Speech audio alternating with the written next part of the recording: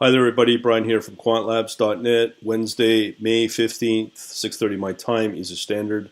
So earlier today, I put up a video here called Stablecoin BTC now outperforms ETH lately. There's an associated video under the same name. In this video, I talked about how I noticed with my latest testing how BTC was becoming the more opportunity with as a stable coin versus between December and April where Ethereum was the dominant stable coin. But since the better performance came along with Bitcoin, Bitcoin is now the stable coin king for the last, I don't know, maybe a week, 2 weeks, I don't know. But that's what I'm seeing on Binance. That led me to looking at using Fibonacci levels, which I'm proven now that is very predictable, very useful. I noticed the difference between either Bitcoin or Ethereum as a stable coin and started realizing you could get more predictable trading results, meaning more trading potential and more predictable trading profit using Fibonacci levels with US dollar as the stable coin, which is really a fiat currency. But then you could also make the claim you could then use US dollar Tether on Binance. When I went to Binance, it led me down this very long path of this new post I just put up, which I'm going to talk about minimum orders Binance to Kraken exchange and why I'm really thinking to move off of Binance to Kraken. Okay, and why Kraken. So I'm going to walk you through the logic here on this post. So as I said, this conversation or this post started from the original video I just showed you, stablecoin BTC now outperformed ETH lately. So when I started looking at a few things, what I noticed was that Binance wanted minimum trading order in USDT or Tether, $10 minimum. That's ridiculous, especially if it's designed as a rigged system. They also want BNB used, which I thought would be a better one as well. So I came across this site called thecryptobot.com, which is somewhere in here. Doesn't matter. But this is what I learned. If you're on Polyonex, the Tether USDT minimum is only this, 0.001 USDT. Bittrex, which is now in trouble, which is the broker associated with the creators of Tether, is 0.005, 0.0005. So these guys are in trouble with the New York Attorney General. Okay, that's a big deal, and I put the link right here. So Polyonex might be the better one to go with. So here's the minimum deposit needed. You can also deposit with something called USDC. So Polyonex, I probably got the pronunciation wrong, but who cares? Created their own coin called USDC, equivalent to Tether on Bittrex. So we got that here in this link. Now I started thinking maybe Polyonex might be the exchange to move to potentially because of this, because the minimum trade requirements are this low for making trades with USDT. But there's a big caveat here I never thought of as I investigated further, and I'll go into that in a minute, which is very critical. So I started looking at the reviews, looked all good. Now here's where the problem is with Polyonex. Now if you are like me, let me just go over to the store.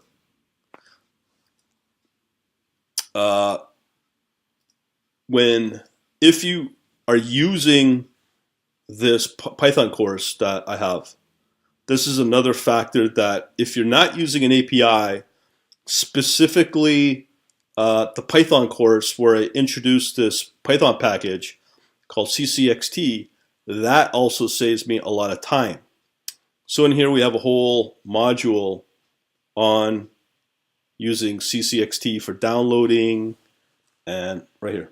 So this module is critical as another way to gauge exchanges.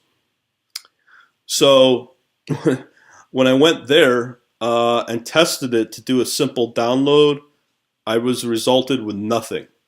So maybe I need an API coin. I don't know. So I just dropped Polio next right there because I just can't be bothered when I have other competing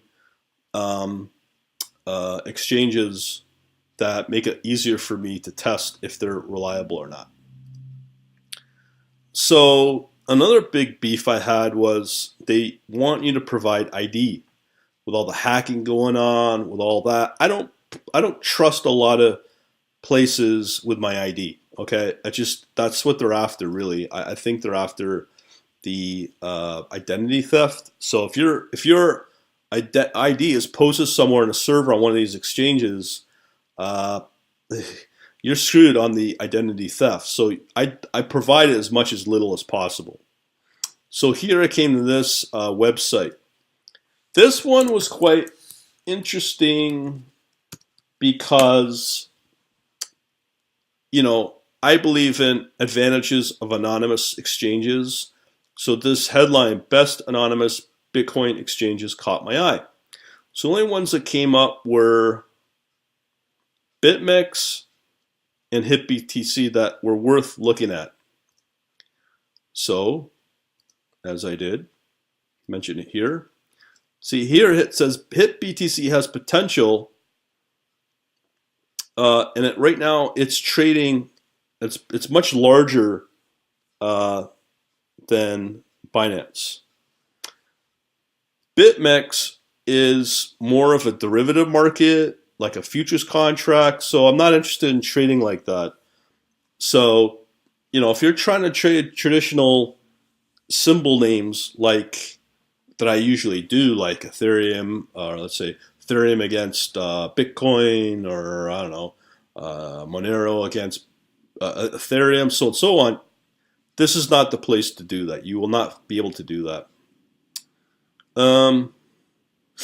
So HitBTC looked okay, and I thought, okay, I'll check these guys out. This was left with a very bad taste in my mouth about HitBTC. A lot of bad things going on.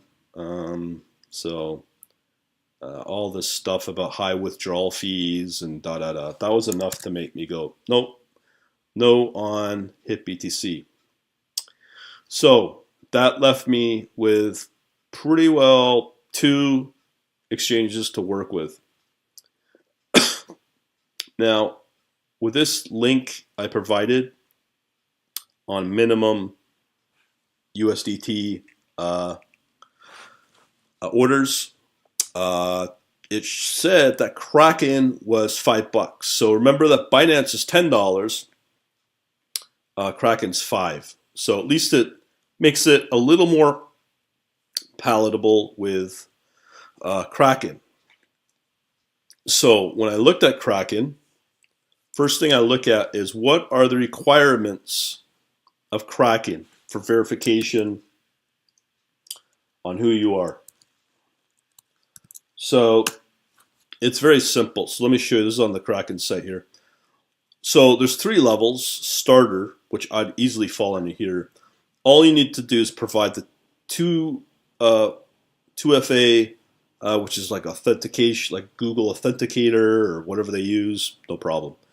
Email, your name, date of birth, phone, physical address. And that's where it stops. You don't have to provide any valid ID until you move to the next stop.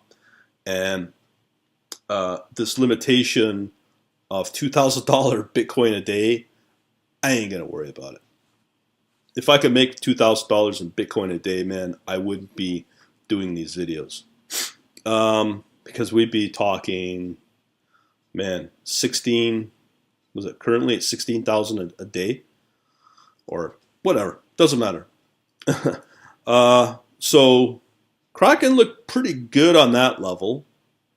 Then I started looking on Reddit. I like Reddit because it's safe, or they're honest reviews. There's some shilling going on there, but overall, I kind of trust. I always look for the negative on Reddit, or for whatever I'm looking at. And on exchanges, it's really good for that. So there were some concerns about Kraken with some negative stuff, blah blah blah blah blah, and this long drawn out blurb on about Kraken. One thing I will say about this is really good. I'm going to assume that some follow up on this for sure. So let's just load. But the thing is that really kind of impressed me about it was that actual staff from Kraken followed up. So if you got a problem, put a ticket in, let us know, and they'll look into it. I thought I was pretty impressed by that because I don't know any other exchange that does that. And remember, Kraken is US based as well, so there's some confidence there. Okay, so understand that as why I was leaning towards Kraken as a potential. Now, another one, it got some kudos. There was a little bit of hate, but overall, this, when I start reading these articles, especially this one, this really, really, really, really opened my eyes. Never thought about this. Doesn't measure the Kraken USDT liability. So what does that mean? Let me show you. Okay. This right here is the symbol list of Kraken. It's not very big, but it has all the major crypto coins that you can work with. In here, what you'll notice is that it enables you to trade in Euro, USD, I think there's British Pound, Japanese Yen. That is pretty good, okay? Because now you are trading the real McCoy. I would think so. So if you want to trade recently discovered XLM USD, you're not trading in Tether, you're trading in real US dollar. There is one pair supported for USDT and USD, but it takes away something I never thought of, which is this. This thing called doesn't measure the Kraken USDT liability. So there are people out there who will assume USDT equals USD. Now, when you read this and the recent news in April with the New York Attorney General questioning this paper magical thing with some magical thing. They claim that Tether is backed by X amount of US dollars in the bank, which is turning out to be BS. That news comes out, which it is, and that's what the New York Attorney General is looking at, along with Bittrex themselves as the exchange. This is something that we need to be worried about if you're holding Tether thinking it's US dollar. When Tether collapses, what actions will Kraken use to compensate its users? None. What actions has Kraken taken thus far to protect its users? What kind of due diligence has Kraken performed before listing USDT? OP's post is about Kraken ranking the best exchange. Exchange would list scam coins, or would they list USDT? A good exchange would take basic action to protect its customers not to expose the fraud. It's not their obligation, blah, blah, blah, blah.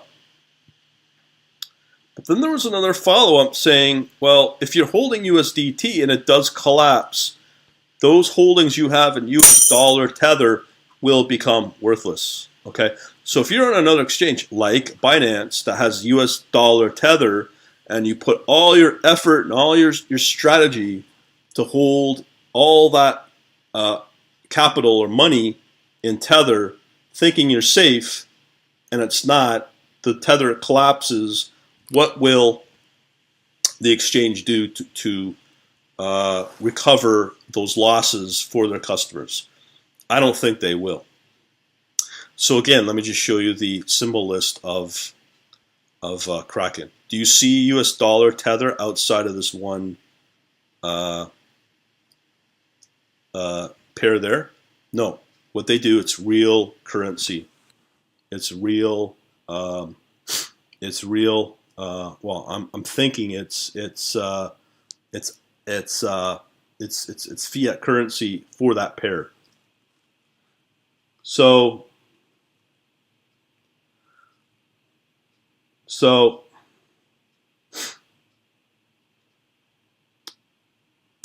in a way, I guess Kraken's trying to protect their customers from that. So that's a big thing. Okay, so when you think you're trading in Tether and you'll be safe, you might not be. But I think moving to Kraken and having in USD, you'll be okay. So this little Reddit conversation really opened my eyes on that. Okay, so that's a critical one. And another thing I want to say is, as I said, Kraken do respond to complaints. And there were some blurbs in there that if something happened on their system, they will refund the amounts to their customers. At least that's what they say. That's a good thing. So maybe you might find it here as an example. Let me just put up this one right here. All right, so here the guy goes on. Right here, Kraken Thomas. Hello, DM me your ticket number so I can look into this. That's a guy for Kraken. That's pretty good, I think. All right, so consider that very carefully. Another thing that came up was Bitstamp, which was mentioned in these Kraken subreddit posts. So when I did a test to download something, I got this stupid, and this is using CCXT again, something to do with time frames. Couldn't get around it. Couldn't. Again, it's the same thing as up here, where with Polionex or whatever, does the same. Screw 'em. I'll go with somebody who's better. So the other concern I had about Kraken is what's the minimum deposit you need? Because like, would you go out and put your life savings into an exchange thinking it's safe? It might not be. So here for the US dollar, it's only 20 bucks, 125 Canadian. So that's pretty good. So I could do this locally on my postal service for 20 bucks. No problem. All right, so that's pretty good. And again, I have confirmed that US dollar Tether or whatever, or US dollar, its minimum is $5 US.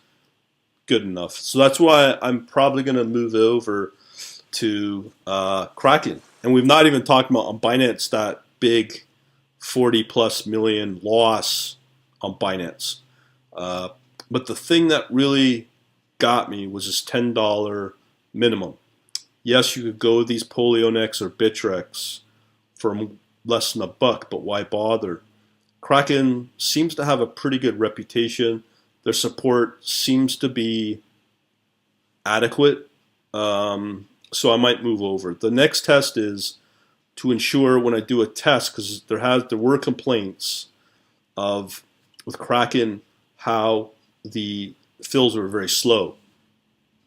One guy on one of these Reddit posts said that they've radically changed their system last year, and it's night and day. So one of the critical things is I want to test out the raw software before I go ahead and put some trades in. So this is why I'm looking at Kraken. So when you look at this video, one of the things I will say as here, if you want more predictable profit, use USD as your stablecoin. Because you're not fighting volatility with the stablecoin of either Ethereum or Bitcoin, and that happens. So that is a massive advantage. And then when you start using Fibonacci levels, it becomes a lot more predictable. Your choices are lower in selection and opportunity, but what does that mean if it's consistently going to have you lose money? So I think with the Kraken option and using only the US dollar as your stable coin against the top, as I said in this video, the top 10 coins on CoinMarketCap, and again, out of those, you're going to have a limited choice of pairs to work with because you're on a smaller exchange, but you have a potential to make money with those smaller subset of crypto coins, altcoins. So see how it goes, but it is a big switch, but it's not as bad because I'm using CCXT, the exchange. People are going to go, what is CCXT? Well, if you come under the store, look for the Python courses, this will take you to here, okay? I mentioned this in the other video, I'll mention it here again. There is a module in here about CCXT. The nice thing about CCXT, it's like a wrapper to all the big exchanges, so it's less coding. You can test the exchange on the API level, and I did that with Kraken. And one of the things I do like about Kraken, I'll just show you one of the CSVs here, is it gives you the same amount, well, not quite the same amount, but it gives you enough data to work with versus Binance. And the thing is that this script that you get as part of the course, this one right here, you can virtually use any exchange in and out, get the same data set, and then your symbol and your time frame that you want to download. It's really handy. So that's pretty cool. So that's pretty well it. I would strongly urge you to get this course or understand it.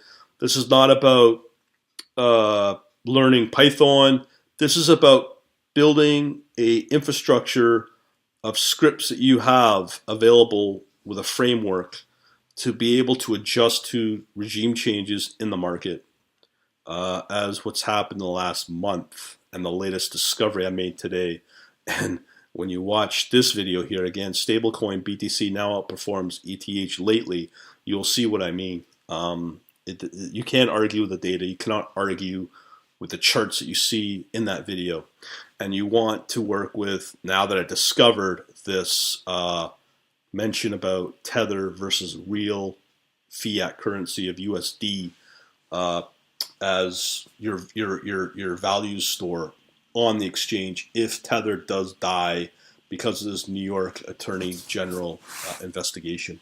So that's something you need to really factor in when trading in Tether if you want to go down that path. All right, so hopefully this will help you out, and we shall talk to you later. Thanks for watching. Again, over and out.